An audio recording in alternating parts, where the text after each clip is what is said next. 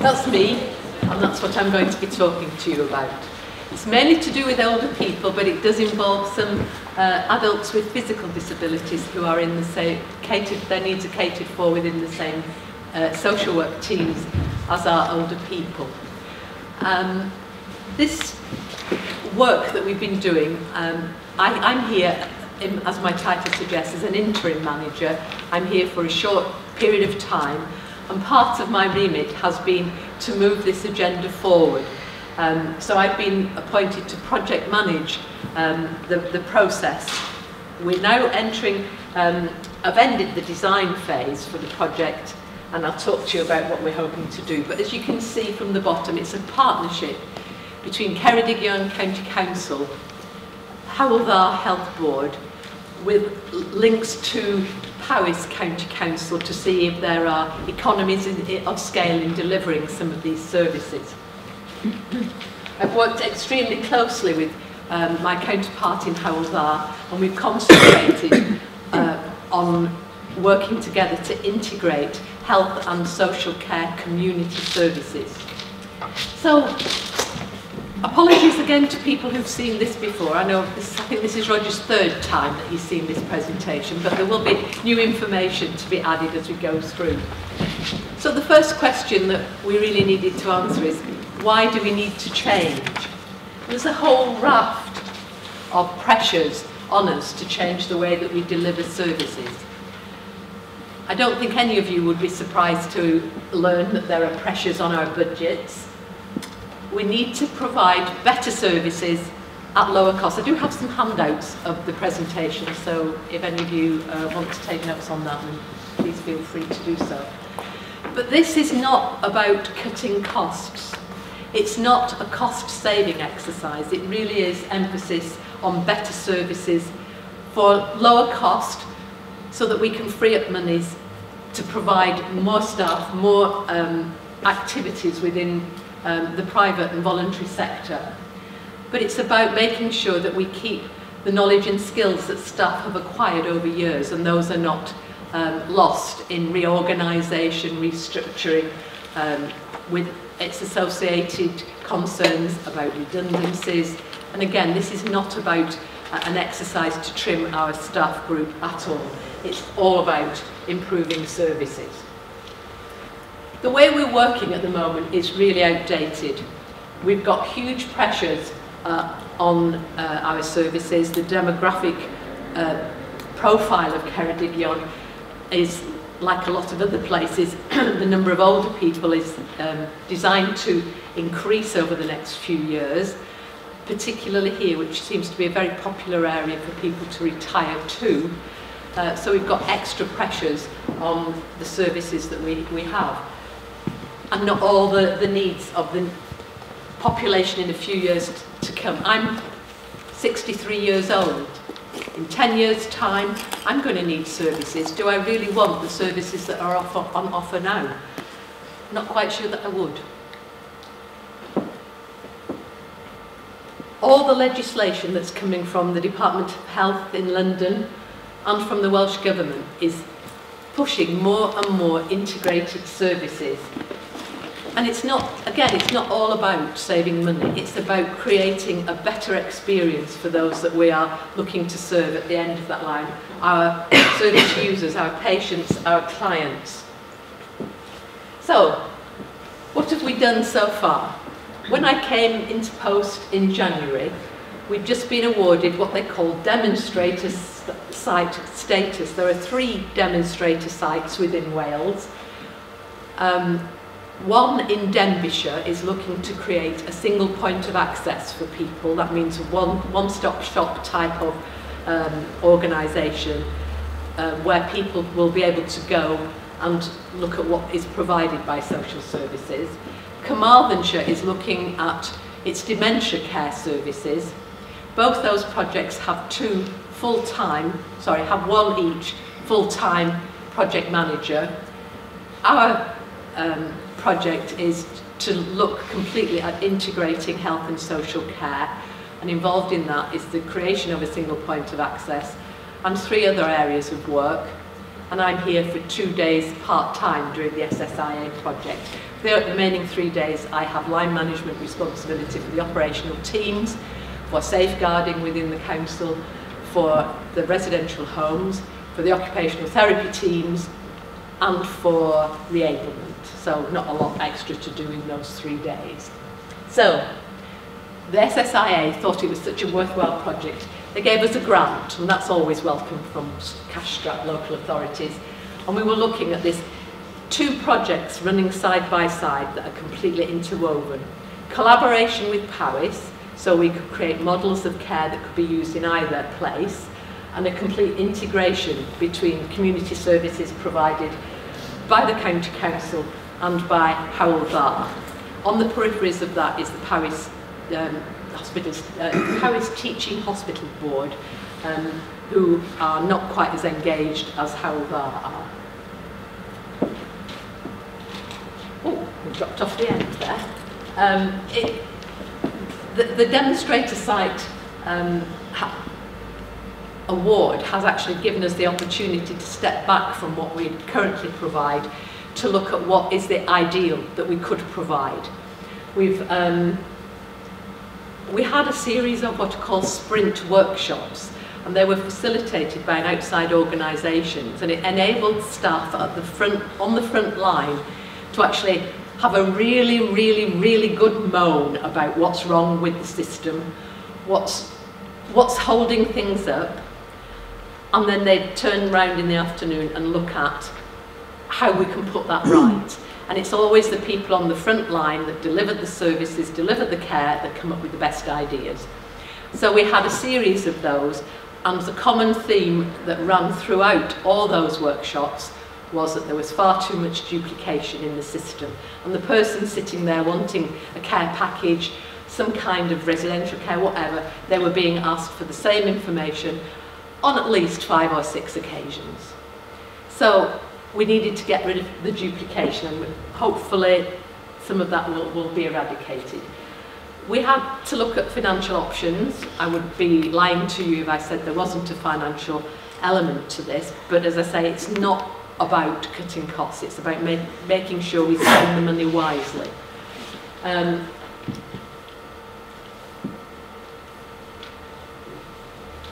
We've got the increasing ageing population, because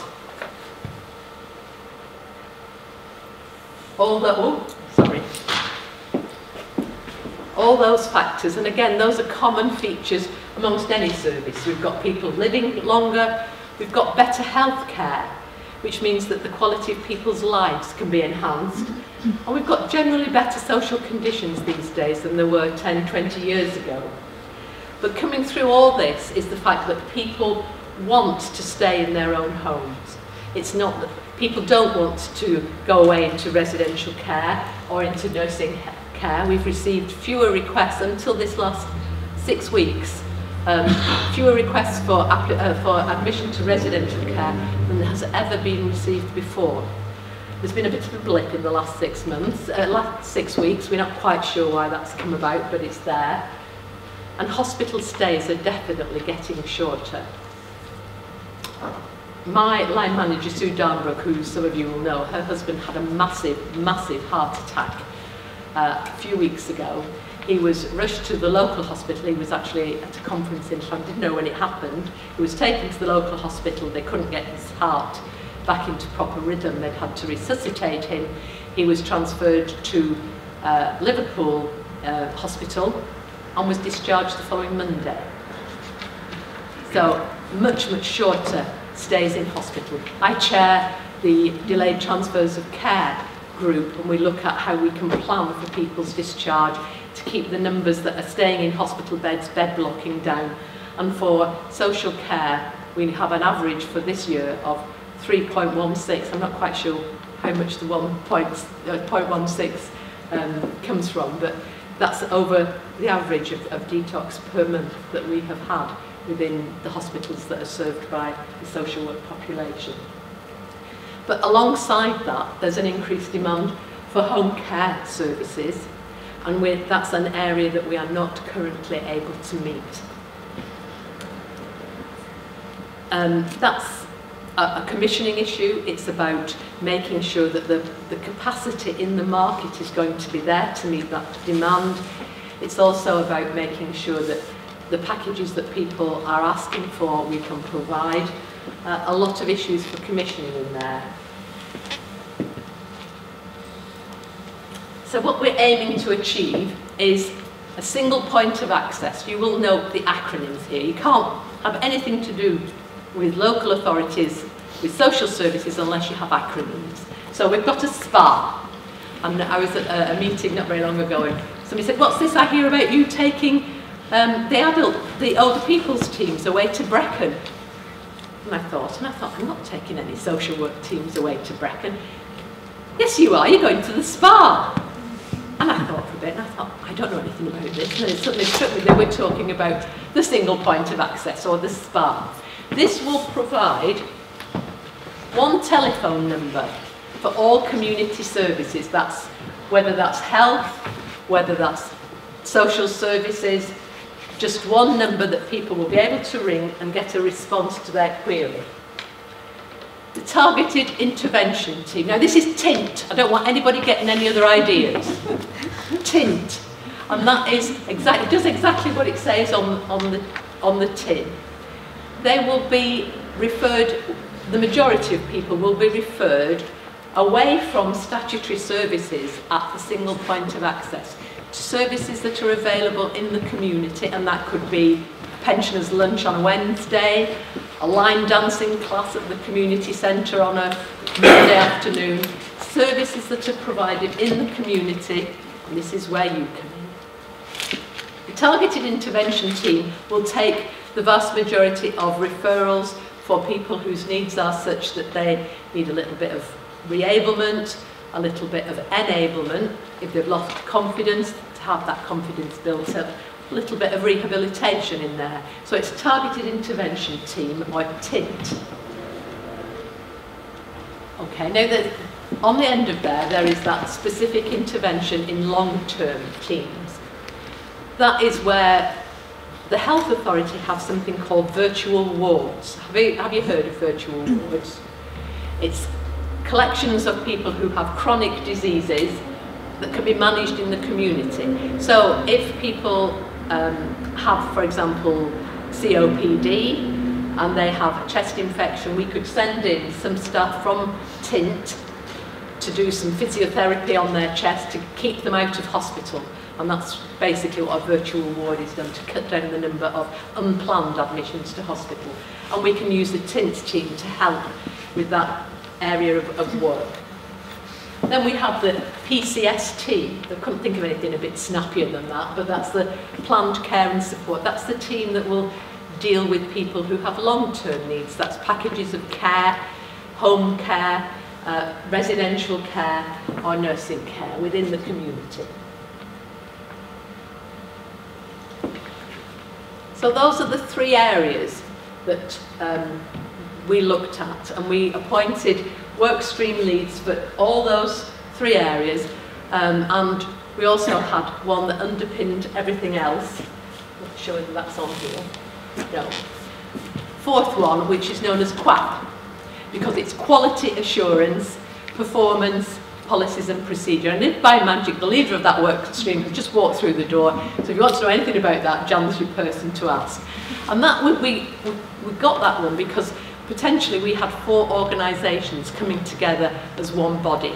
And you can imagine the chaos and mayhem that would be produced if you've got 4 sets of policies and procedures that people were trying to work to. Different performance indicators that we all have. It's the bane of our lives, we all have to measure up to those. And a quality assurance system that was common across everything. So Jan's led that work stream, which to me underpins absolutely everything that we're doing. So, again, we sat together with a facilitator from the same organisations as had done the sprint workshops, and we looked at what were our objectives. And we'd set ourselves some objectives as a project team very early on. And Carol from Coactiva said to us, hang on a minute, those are your objectives. What outcomes do you want to have for the community that you're serving? It's not about what you want to achieve, it's what the community itself will benefit from. So we looked at that and we felt that people wanted to live as independently as possible, and I don't think anybody would have any argument with that. People want to remain in their own homes as long as they possibly can with appropriate support.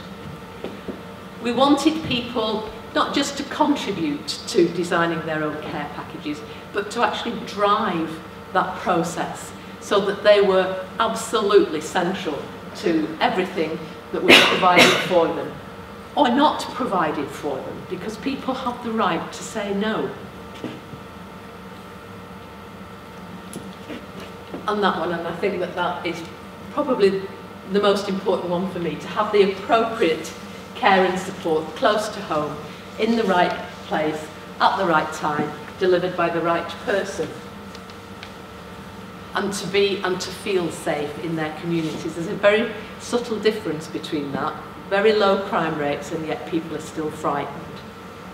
And that's particularly relevant to people who are older and frailer. We wanted them to be able to receive consistent, equitable and streamlined services where people are treated with dignity and respect. Big words, those, dignity and respect. There's been a lot of coverage in the press recently about lack of that, particularly within hospitals. And I would be very wrong to suggest that it doesn't ever happen in social services. But we want to make sure that people get the treatment that they deserve, and that people are treated with that respect and dignity that their advanced years, I think, generates for us. To have services that provide value for money. We're not talking about cheap services, we're talking about services that are value for money. And that may mean that they're more expensive services, but they deliver good results. And to have people being well informed about issues of well-being, what's out there, what's available. And as part of the SPA, we hope to be able to have something that is being called a citizen portal, which is a software computer package which will detail all the facilities, all the services that are available. It started off originally within Ceredigion and Powys, and the SSIA were so impressed with the work that we've done in trying to bring that forward. They've now taken that into the wider community, and they're looking at an all Wales model for this, so that people would be able to see what's around Wales, what's around the region, and what's around Ceredigion, what's around their particular community centre, so people can click on something that's very accessible. It can be in picture format, it can be in easy read format, Welsh and English. And I know you're going to say, what about the people who don't have computer access? We want to make it widely available within the community. But that, as I say, that is now out of our hands at this moment, and the Welsh Government is going, or the SSIA, the Welsh Local Government Association and Welsh Government is taking that forward as a separate project. And it will be that you could be on your computer at home, you could ring into the single point of access and say, my mum, my neighbour's having problems with X, Y and Z, we're a bit worried about her, what can we do? And they can give you a web address you can click on, and you can go through the same programme in your own home as somebody, a professional, talking you through it. So it's about people being well informed. And that, again, we're hoping that it will be the responsibility of individual organisations to keep their part of that web-based service up to date with the correct information. So it's an ongoing process. You might say you've got a special speaker at the Women's Institute this week, and you've somebody else next week. The following week, you take that bit off about what's happened this week and put on what's happening in future. You might have a one-off exercise class to see if it works for older people. Anything like that at all could go on that SPA, that portal page. And we're looking with various organisations who are going to be able to tender for that process. So all kinds of information, links, web links, places like NHS Direct to Age Cymru for what's going on elsewhere. All kinds of different, you know, the tabs on the side so that people can get onto other websites from ours. And that, whatever the people's circumstances, they know where to get. They can ring in, they can have that information provided over the phone, they can have printouts, they can have somebody sitting with them and look at something on the computer screen for themselves. The SPA is going to be a combination of the call handlers as there are at present, who are very, very skilled and experienced in Ceredigion now, but we'll also have professionals there who can give immediate advice to people, so that, or they would have immediate access. So there would be social work support, there would be occupational therapy support, there will be physio support there, so that people can immediately access a professional to give them advice as to what's the best way to handle whatever problem it is that they've got. And we're also hoping to have representatives in there from voluntary organisations, so they can give advice about what is available out there in the voluntary organisations. So, what do we need from you? Because this is a partnership arrangement. We need your thoughts on how we can improve services. We're at the stage now where we've done the design for the new model. I'm in the process of completing a report to go to Cabinet in January. That will go up on the website, however many days it is that it goes on the website before Cabinet meetings take place. Then we will move into the implementation phase, hopefully once that approval is gained from Cabinet. They gave us permission to go into the design phase and are very much on board with this integrated team approach. We've got the recommendations from the project, from the work streams. Each of the project leads, the work stream leads, has produced their own report, and it was done under a great deal of pressure, but has produced some incredibly well-crafted reports there. What you don't want to lose from the current services, we don't want to throw out the baby with the bathwater. What works we need to keep, what doesn't work we need to get rid of and replace with something that will work. And what you don't want to lose from the current services. Any thoughts on that? Just let me know. And anything, and the usual caveat, you know, it's always on job descriptions, isn't it? Anything else that your manager feels is appropriate for your grade. But we want to know what else you think may happen.